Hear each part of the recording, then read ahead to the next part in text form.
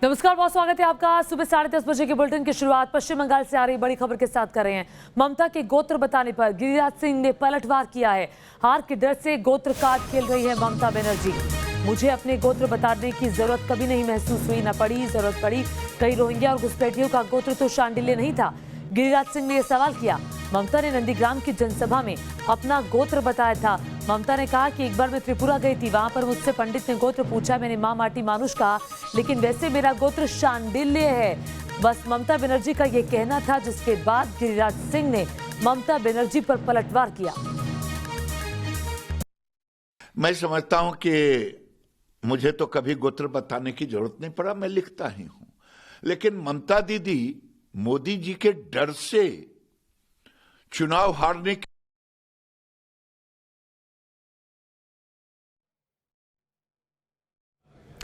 तो गिरिराज सिंह को आप सुन रहे थे, उनका ये कहना था कि मुझे तो कभी जरूरत नहीं पड़ी कि मुझे अपना गोत्र बताना पड़े।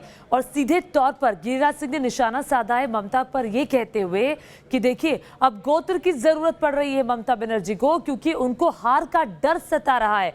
आइए आपको सुनवाते हैं क्या कुछ कहा गिरिराज सिंह ने। मैं समझता हूं कि मुझे तो कभी गोत्र बताने की जरूरत नहीं पड़ा, मैं लिखता ही हूं। लेकिन ममता दीदी मोदी जी के डर से चुनाव हारने के डर से गोत्र बता दी। अब तो मुझे लगता है कि ममता दीदी अब आपको मुझे बता दें कि कहीं रोहिंग्या और घुसपैठियों का गोत्र।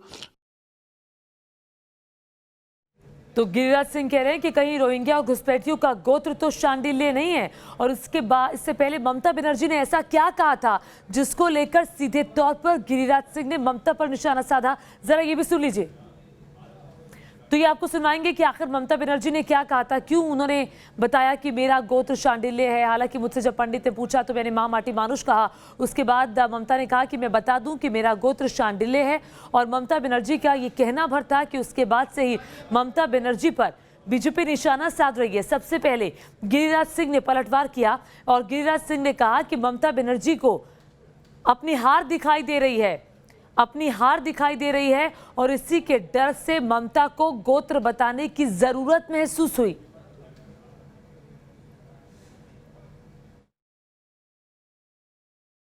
আগের মিটিংটায় মন্দিরে গেলাম, ঠাকুর মশাই ঠাকুর মন্দিরের ছবি নিয়ে দাঁড়িয়েছিলেন, পুজো নিয়ে দাঁড়িয়েছিলেন। তো আমাকে জিজ্ঞেস করছিলেন, মা তোমার গোত্রটা বলবে? আমার মনে পড়ে গেল আমি ত্রিপুরায় ত্রিপুরেশ্বরী মন্দিরে পুজো দিতে গিয়েছিলাম। সেদিন আমার সাথে যারা ছিলেন তারা জানেন, আমাকে জিজ্ঞেস করেছিলেন পুরোহিত মশাই, মা তোমার গোত্রটা কি? আমি বলে ফেলেছিলাম মা মাটি মানুষ গোত্র। আজকেও তিনি যখন আমায় জিজ্ঞেস করলেন, আমি বললাম দেখুন আমার তো একটা পার্সোনাল গোত্র আছে, সেটা শান্ডিল্য, কিন্তু আমি মনে করি আমার গোত্র মা মাটি মানুষ গোত্র। আমার পুজোয় যদি মানুষের ভালো হয় সেই পুজোটাই আমি দিই। আমি মা মাটি মানুষের পুজো করি। আমার ঠাকুরের জায়গায় একটা মা মাটি মানুষ কুলোর মধ্যে লেখা ঝোলে, কেন জানেন তো? আমি রোজ প্রার্থনা করি। और देखिए, एक चुनावी रैली के दौरान ममता बनर्जी ने अपना गोत्र बताया कि मैं शांडिल्य गोत्र से हूं। और आखिर अब ये जो राजनीति है ये गोत्र पर क्यों आ गई है, यही समझने के लिए तापस सेन गुप्ता के पास चलते हैं, जो इस वक्त पश्चिमी मिदनापुर में मौजूद हैं। तापस, ये बताइए कि आखिर ममता बनर्जी को गोत्र बताने की जरूरत क्यों पड़ गई? जी देखिए, पश्चिम बंगाल की राजनीति जिस तरफ करवट ले चुकी है, कहीं गोत्र तो कहीं आपको सुनने में आएगा ममता बनर्जी चंडी पाठ कर रही है। तो जो कहा जा रहा है कि ममता बनर्जी गोत्र का उल्लेख करते हुए ये कहीं ना कहीं जताने की कोशिश की कि वो भी एक हिंदू है। और हालांकि नंदीग्राम का एक बड़ा हिस्सा, नंदीग्राम 1 और नंदीग्राम 2 जो कहा जाता है, तो एक बड़ा हिस्सा वहाँ पे अल्पसंख्यक समुदाय के लोग रहते हैं, मुस्लिम लोग रहते हैं, और कुछ दूसरी और कुछ हिंदू परिवार भी वहाँ पे है। तो उसको ध्यान में रखते हुए सबको एक माला में गांथने की जो कोशिश है ममता बनर्जी का, वो कहीं ना कहीं कल देखने को मिला रैली में, जब उन्होंने कहा कि उनका अपना गोत्र तो शांडिल्य गोत्र है, लेकिन माँ माटी मानुष जो है वो एक लार्जर पिक्चर में जाकर सब सबको समेट कर, सबको इकट्ठा एक जगह पर लाने की वो कोशिश ममता बनर्जी कर रही थी। हालांकि बीजेपी की तरफ से इस पर पलटवार किया गया। गिरिराज सिंह और भी कई आला बीजेपी नेता जो सवाल उठा रहे कि ममता बनर्जी को अचानक ये गोत्र के बारे में जिक्र करने की क्या जरूरत पड़ गई, वो भी नंदीग्राम के चुनाव से ठीक 48 घंटे पहले। और इसको लेकर एक सियासी लड़ाई जो है और राजनीतिक लड़ाई जो है वो तृणमूल और बीजेपी के बीच कि देखने को मिल रहा है यार कल से। क्योंकि अभी नंदीग्राम में कल वोटिंग पड़नी है, उससे पहले 48 घंटे पहले ममता का गोत्र बताना, क्या ये किसी स्ट्रैटेजी के तहत लगता है?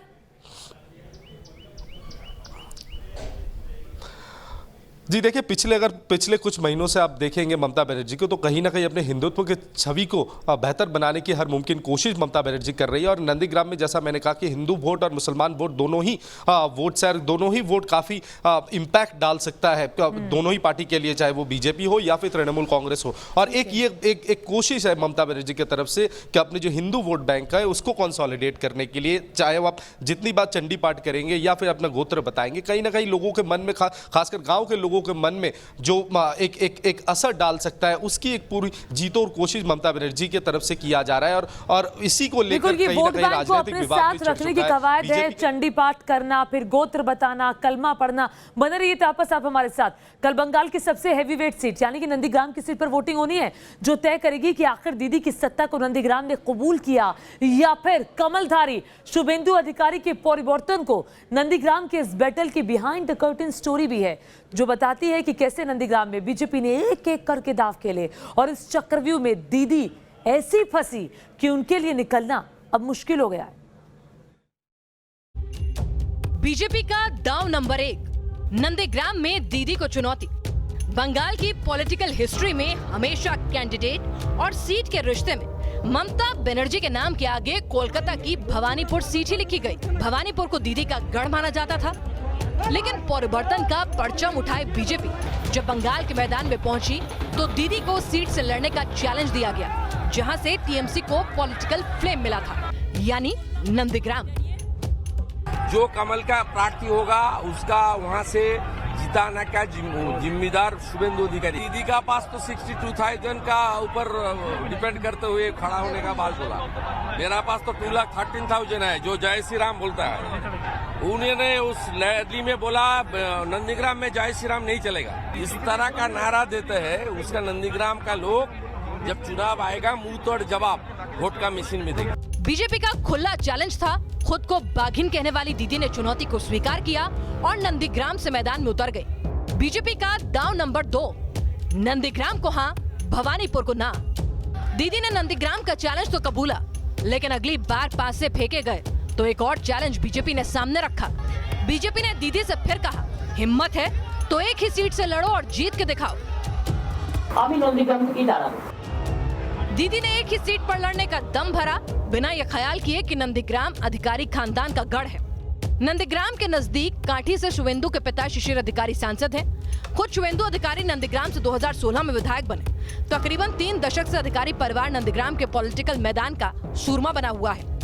यानी दीदी को कमलधारी एक ही सीट के चुनाव से खींच लाए, और वो भी ऐसी सीट जहां चुनौती किसी पर्वत से कम नहीं। बीजेपी का दांव नंबर 3, नंदीग्राम में ही रह गई दीदी। ममता बनर्जी को भवानीपुर से भाग के उतर गया, मत से वो हारने वाला है। 50,000 से ज्यादा वोट में उन्होंने चुनाव हारेगी, पूरी तरह से हारेगी। बीजेपी ने दीदी को 50,000 के अंतर से हराने की हुंकार भरी तो नंदीग्राम महायुद्ध का मैदान बन गया। टीएमसी के खेमे में भी खलबली मची। नतीजा हुआ कि दूसरे दौर की वोटिंग से पहले दीदी 5 दिन तक नंदीग्राम में ही रही। इस चरण में कुल 30 सीटों पर मतदान होना है, लेकिन नंदीग्राम को ममता के सियासी वजूद से कुछ ऐसा जोड़ा गया कि 5 दिन तक दीदी ने नंदीग्राम में ही डेरा डाले रखा और बाकी 29 सीटों पर उतना गौर नहीं कर पाई जितना होना चाहिए था। बीजेपी का दाव नंबर 4, सिंपैथी वोट पर चोट। नंदीग्राम में ही दीदी को चोट लगी। सड़क पर फर्राटे से चलने वाली दीदी व्हीलचेयर पर आ गई। राजनीति के पंडितों को लगा कि दीदी को सिंपैथी वोट मिलेंगे, लेकिन यहाँ भी कमलधारियों ने नया दांव चल दिया। बीजेपी हाईकमान से बंगाल के नेताओं को सीधी ताकीद मिली कि दीदी को पर्सनली टारगेट न किया जाए। बीजेपी ने दीदी पर निजी हमले नहीं किए। नतीजा हुआ कि दीदी की चोट भी वोट की चर्चा से बाहर निकल गई। कमलधारियों ने अपनी बिसात बिछाई। ममता बनर्जी ने भी जवाब दिए। अब नंदीग्राम से निकली ईवीएम बताएगी किसका दांव किसकी बिसात वोटर को कितना खींच पाई। Team news nation. और वैसे ये कहा भी जा रहा है कि जो नंदीग्राम जीतेगा वो पश्चिम बंगाल जीतेगा, यानी कि पश्चिम बंगाल की सत्ता उसी को ही मिलेगी।